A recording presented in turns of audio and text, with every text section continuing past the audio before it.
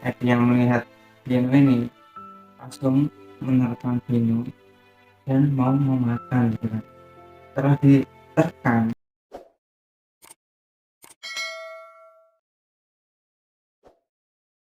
halo, assalamualaikum warahmatullahi wabarakatuh.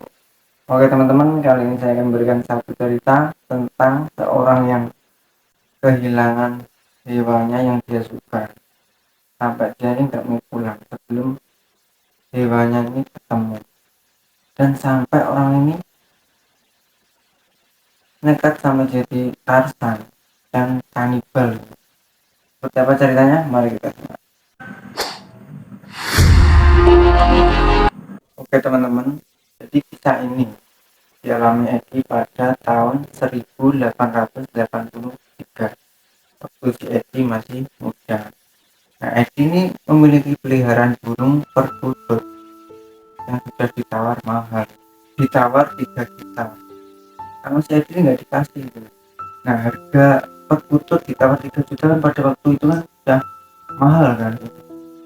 Nah, ada juga yang nawarin burungnya perkutut itu bersama sapi, tapi Edi-nya juga masih nggak mau gitu. Karena Edi ini banget sayangnya sama si burungnya itu.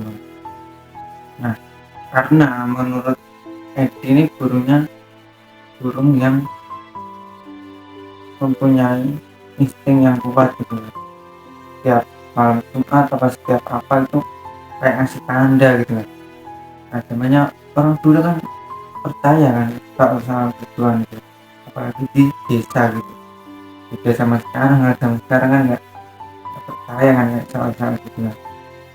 Nah, terus kemudian hari banyak orang yang tahu kan kalau burung perkututnya ini ditawar mahal kan.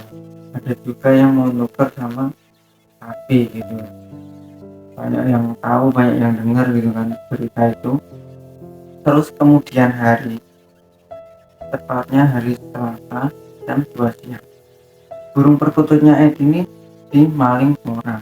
Nah, Edi itu nggak tahu karena Edi tidur waktu itu kan. Nah, setelah Edi bangun, Edi keluar melihat burungnya kan.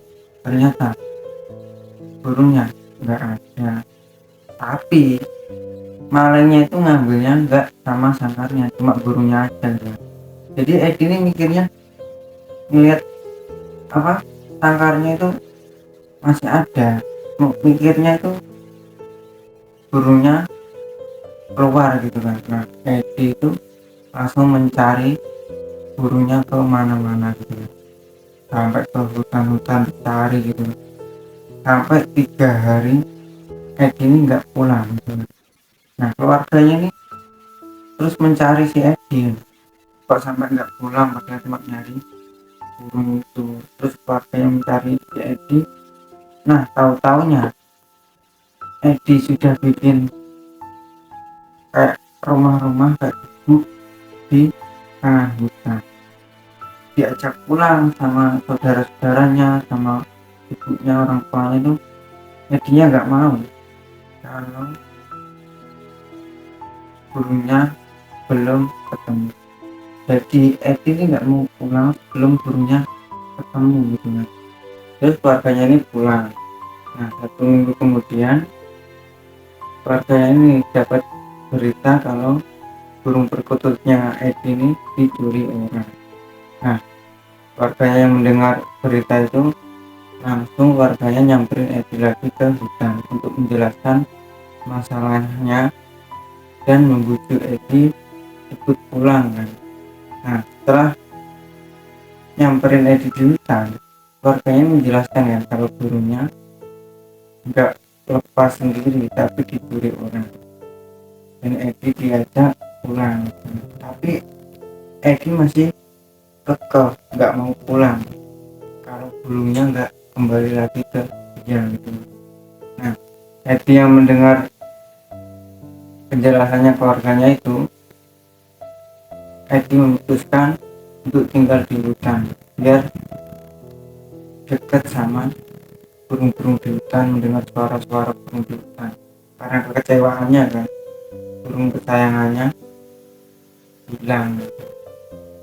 Nah, singkat cerita, 5 tahun kemudian di hutan ini, nah pas di hutan itu ada anak kecil namanya Vino sama bapaknya lagi mencari kayu.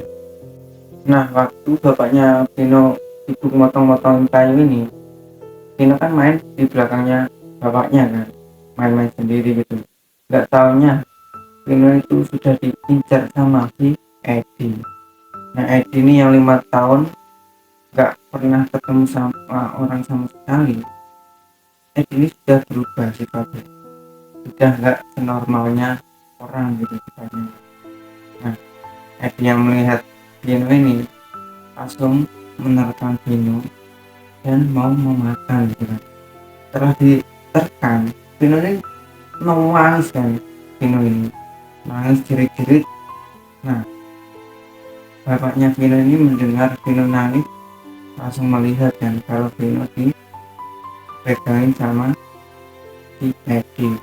Nah, nyamperin lah bapaknya Vino ini sambil bawa pedang kan.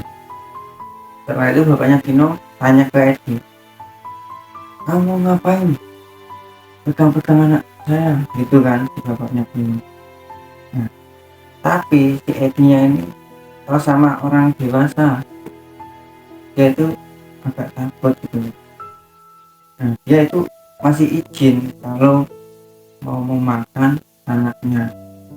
Makin marah sih bapaknya Vino gitu kan mendengar Vino mau dimakan gitu.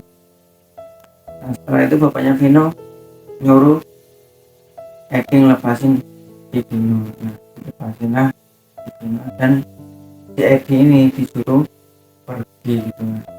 Nah, terus singkat cerita, Edi yang sudah bertahun-tahun hidup di hutan ini, Edi sudah tua.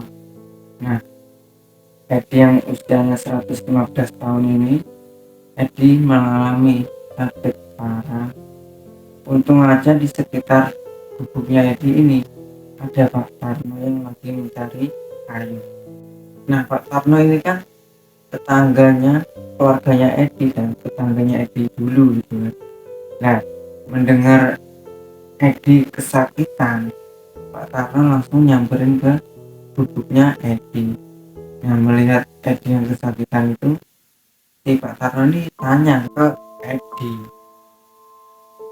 kenapa kamu gitu kan.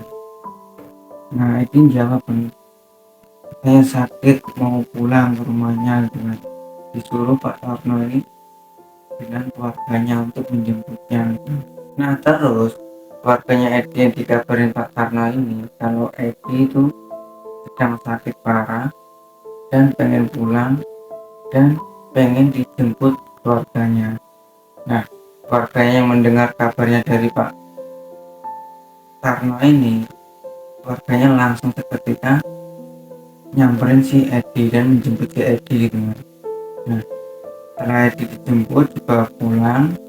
Nah, terus akhir cerita 3 hari ini Edi itu nggak bisa sembuh dan akhirnya Edi meninggal.